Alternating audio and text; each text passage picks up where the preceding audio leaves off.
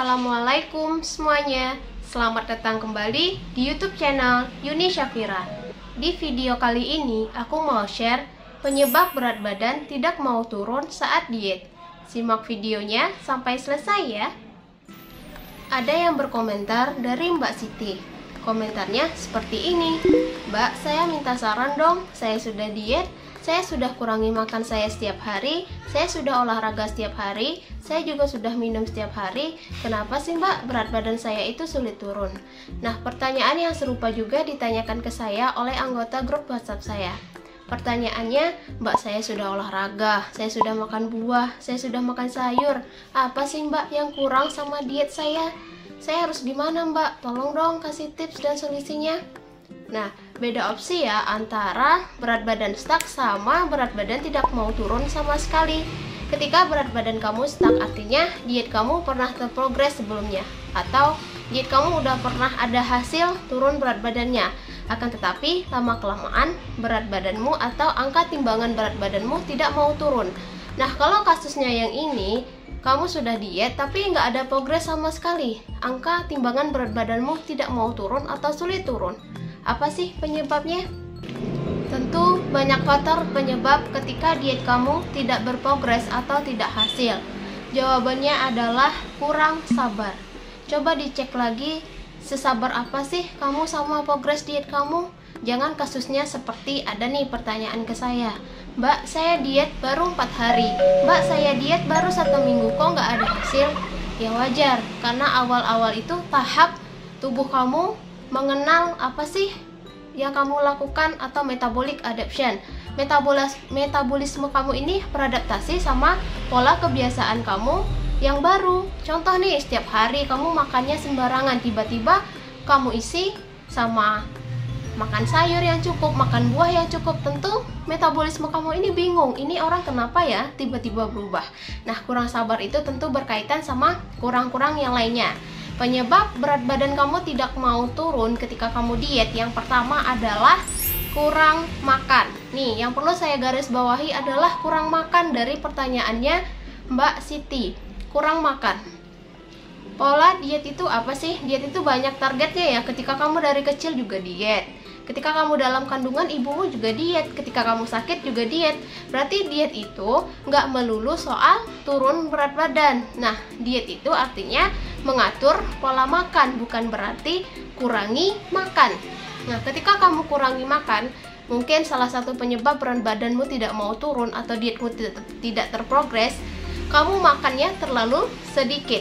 Ketika kamu makan terlalu sedikit, tentu tubuh kamu kekurangan asupan nutrisi yang diperlukan. Seharusnya nih kamu makan sayur dengan cukup, dengan pedoman gizi seimbang ya. Kamu harus cek pedoman gizi seimbang ini, artinya sayurannya harus setengah dari isi piring kamu, karbohidrat harus setengah dari isi piring kamu, protein dan juga buah.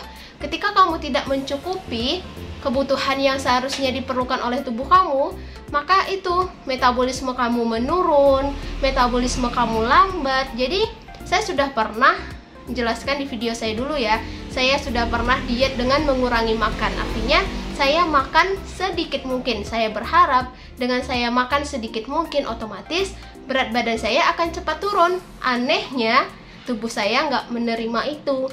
Makin lama ketika saya makan terlalu sedikit, berat badan saya nggak turun sama sekali. Ujung-ujungnya saya yang sakit, ujung-ujungnya saya yang lemas, ujung-ujungnya diet saya gagal terus. Apakah mau teman-teman progres dietnya seperti itu? Selanjutnya, yang kedua adalah kurang tidur. Ketika makananmu kurang, maka jam istirahatmu juga akan terganggu, iya nggak? Ini berdasarkan pengalaman pribadi saya. Ketika saya diet dengan makan sedikit mungkin, maka jam tidur saya itu akan terganggu. Karena apa? Seharusnya tubuh saya itu bekerja, dia di siang hari udah kerja, malam hari juga bekerja, mendapatkan asupan energi dari keseharian yang kita makan. Ketika asupan energi itu kurang, maka dia tuh minta, gimana nih, aku udah kerja, ayo dong kasih aku kasih aku hadiah atas apa yang aku kerjakan. Ketika tubuh kamu kurang, maka jam tidur kamu juga akan terganggu. Ada nggak yang malam harinya nggak bisa tidur gara-gara perutnya masih bunyi-bunyi? Ada nggak yang malam-malam bangun hari, udahlah aku lapar nih gara-gara diet aku, makan sedikit mungkin, aku makan mie instan aja lah malam hari supaya aku bisa tidur.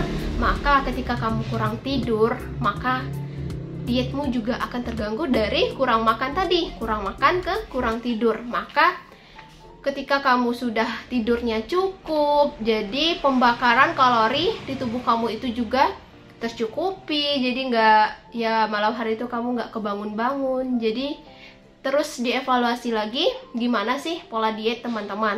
Nah, yang ketiga adalah kurang defisit kalori. Proses penurunan berat badan itu terjadi karena defisit kalori. Defisit kalori itu artinya mengurangi asupan jumlah kalori harian supaya tubuh nih membakar cadangan lemak sebagai energi. Menurut kamu sudah defisit belum? Apakah kamu sudah hitung defisit kalori atau enggak? Menurut kamu defisit, tahu-taunya badan kamu surplus kalori.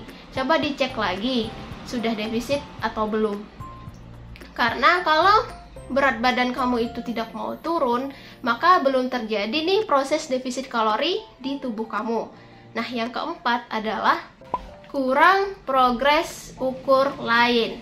Nah, menurut kamu apakah keberhasilan itu soal angka timbangan saja? Coba kamu cek lagi progres ukur lain, seperti kamu foto nih berat badan, foto nih bentuk tubuh kamu sebelum kamu diet, kamu cek ada yang berubah nggak? Mungkin pipi aku dulu sebelum diet agak tembem ya, sekarang kok agak tirus ya. Mungkin inilah progres diet aku. Yang kedua adalah lingkar tubuh. Nah, ini juga progres ukur melebihi angka timbangan. Keberhasilan diet itu bukan melulu soal angka timbangan, teman-teman. Teman-teman juga bisa cek nih lingkar perut. Kalau normalnya wanita ini kan, wanita tuh normalnya lingkar perutnya 80 cm. Apakah sebelum diet teman-teman ukur lingkar perutnya? Aku lingkar perutnya 99 cm. Setelah diet 2 minggu, lingkar perut aku nih udah susut nih 5 cm. Wah, seneng banget. Nah, jadi walaupun angka timbangan itu nggak turun, teman-teman juga ada patokan timbangan lain. Nah, selanjutnya adalah menurut tanggapan orang terdekat. Misal, kamu kurusan ya, kamu udah agak kurusan, kamu agak tirusan sekarang, kayaknya kamu berhasil deh diet. Itu juga termasuk progres ukur lain. Ingat teman-teman, jangan pernah mengatakan ketika kamu diet itu nggak ada hasil sama sekali. Ketika kamu niat untuk mengatur pola makan, untuk olahraga, untuk minum air putih yang cukup, kamu itu adalah orang yang terhebat di antara ratusan orang lainnya yang masih mageran, yang masih menunda diet. Jangan ketika diet kamu itu tidak berhasil, kamu mengatakan, aku udah diet aku sia-sia. Ya sudah, aku nggak mau diet lagi lah. Mungkin suatu saat aku akan mencoba pil pelangsing. Jangan seperti itu. Yang kelima ya, lupa. Yang kelima adalah kurang percaya diri. Kalau kamu ingin diet kamu itu berhasil, kamu harus percaya sama diri kamu sendiri. Aku yakin, aku pasti berhasil. Apapun rintangannya, apapun cobaannya, aku pasti bisa melewati ini semua.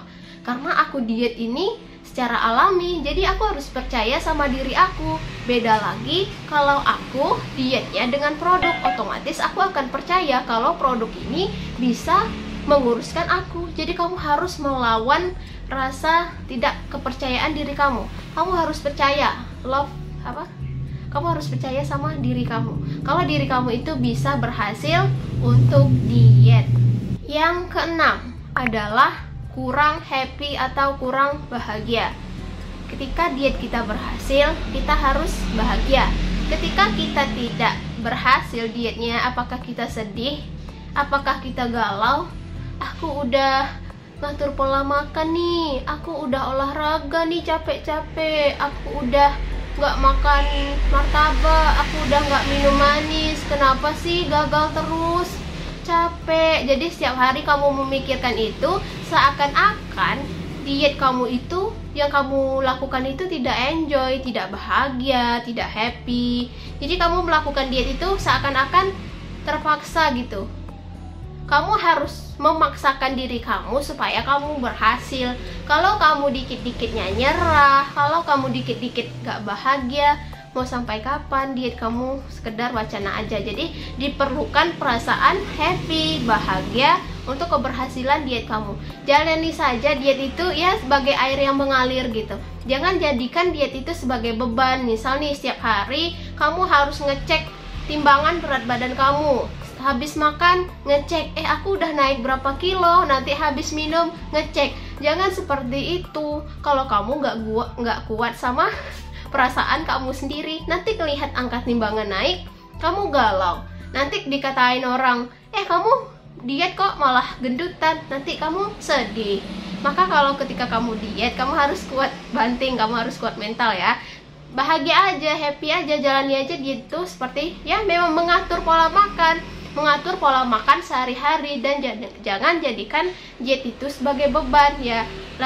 Mengatur pola makan dari sarapan kamu atur ya biasa gitu. Jangan berharap ketika kamu sudah seminggu mengatur pola makan, berharap berat badan kamu akan turun banyak. Tubuh kamu ini pintar. Bertahun-tahun kamu melakukan kebiasaan makan yang berlebih, kurang olahraga. Ketika tiba-tiba kamu mengatur pola makan, maka tubuh ini ya akan memikirkan, ini kayaknya udah mau berubah nih. Kita lihat nih perubahannya sejauh mana usahanya. Apakah dia kuat ketika angka timbangannya nggak turun, dia lanjut atau malah down, atau malah nggak diet. Yang keenam adalah kurang konsisten. Konsisten itu apa sih?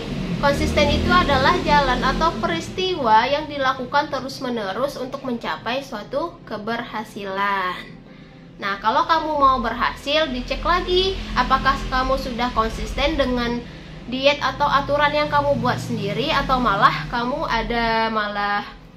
misal nih kamu mengabaikan salah satu peraturannya. Hari demi hari kamu abaikan konsisten kamu, maka ya nggak mungkin diet kamu itu akan berhasil karena kamu kurang konsisten. Orang yang konsisten maka akan mendapat hasilnya. Sebaliknya, ketika kamu tidak konsisten ya kamu akan siap sama peraturan-peraturan yang kamu langgar. Nah, kurang selanjutnya adalah kurang ingat comot-comot. Nah, ketika kamu diet, ingat nggak apa yang kamu comot-comot? Ya, walaupun nih kamu makannya kan aku makan sedikit kak, kan aku cuma comot 1 kak, kan aku cuma nambahin sausnya dikit kak. Itu tuh kehitung sudah kalori.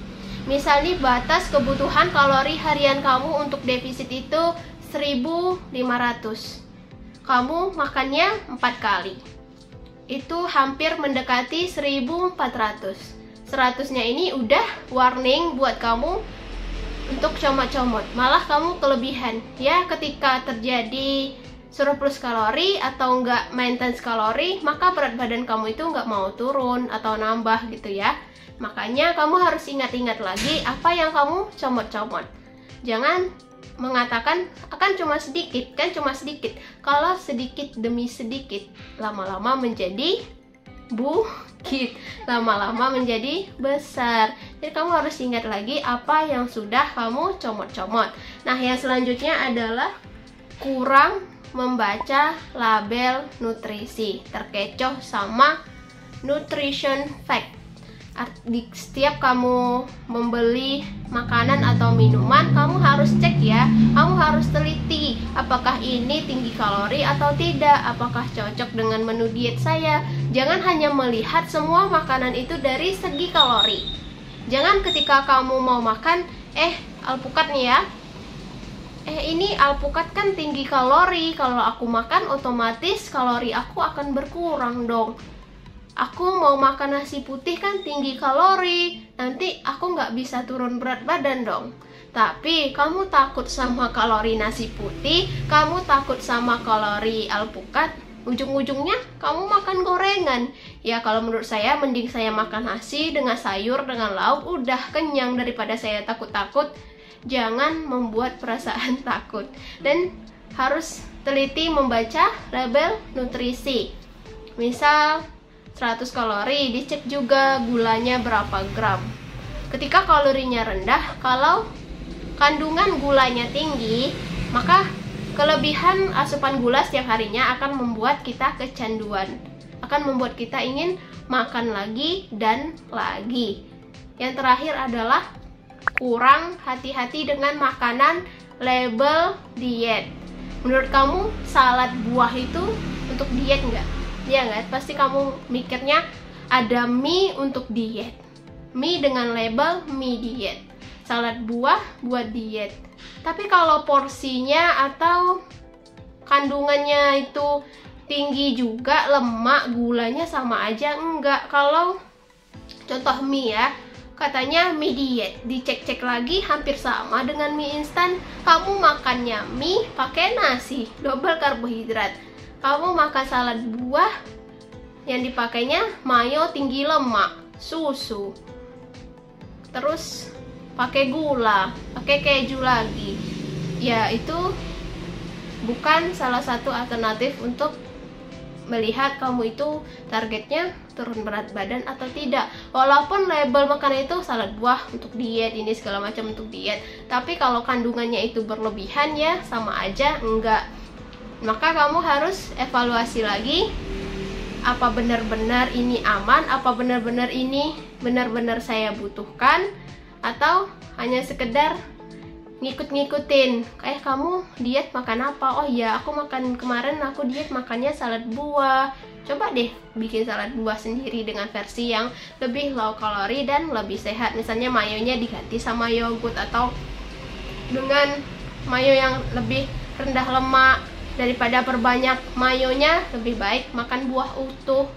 Begitu teman-teman saja kurang-kurangnya. Jadi saya hanya merangkum garis besar aja, karena saya tidak tahu bagaimana pola makan dan pola kebiasaan yang kamu lakukan. Nah, yang perlu digarisbawahi juga, olahraga setiap hari.